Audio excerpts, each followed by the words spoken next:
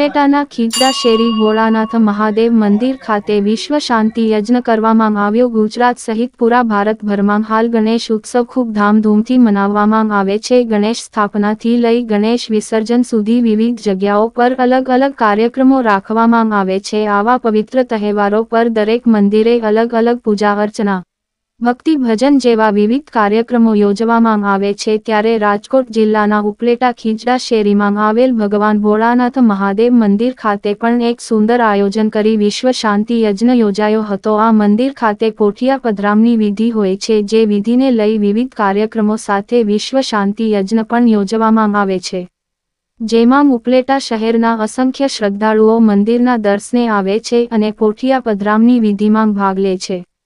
Report Sarfaraz કોડી, ઉપલેટા। જય ભોળાનાથ। મારું નામ નેહા ગોસ્વામી છે અને અમે ખીજડા શેરીમાં રહીએ છીએ।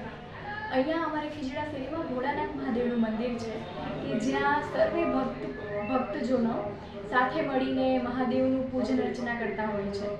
એમાં ખાસ કરીને તમે કદાચ જોયું હોય તો શ્રાવણ મહિનામાં હરેક સોમવારે અલગ અલગ પ્રકારના શણગાર કરવામાં આવે છે।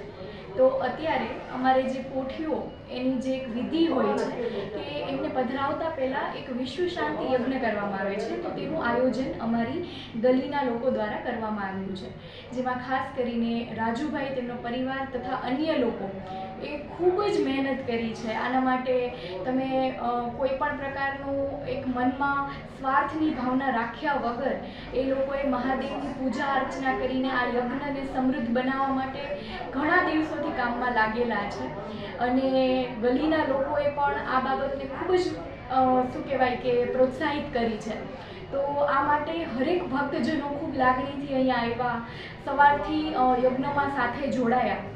આ ઉપરાંત આ બધા જ લોકો માટે બપોરે તથા સાંજે જમણવારનું પણ આયોજન કરવામાં આવેલું છે અને જે યજ્ઞનું એક બીડું હોમવાનું જે પ્રક્રિયા છે અને પ્લસમાં જે કંઈ બી યજ્ઞની પૂરેપૂરી વિધિ છે એ હેમેનદાએ કરેલી છે અને એ પણ કોઈ પણ પ્રકારની દક્ષિણા વગર કરેલી છે। તો એના માટે પણ હેમેનદાનો અમે ખૂબ દિલથી આભાર માનીએ છીએ। આ સિવાય જેટલા પણ લોકો, જેટલા શિવ ભક્તો અમારી સાથે આ જાત્રામાં કહો કે યાત્રામાં જોડાયા છે એ લોકોનો અમે દિલથી આભાર વ્યક્ત કરીએ છીએ અને અમે આશા રાખીએ છીએ કે બધા જ લોકો આ આધ્યાત્મિક વસ્તુને સમજે, એમાંથી પ્રેરણા લે અને કોઈ પણ પ્રકારના સ્વાર્થ વગર આ વસ્તુ આગળ ને આગળ વધતી રહે।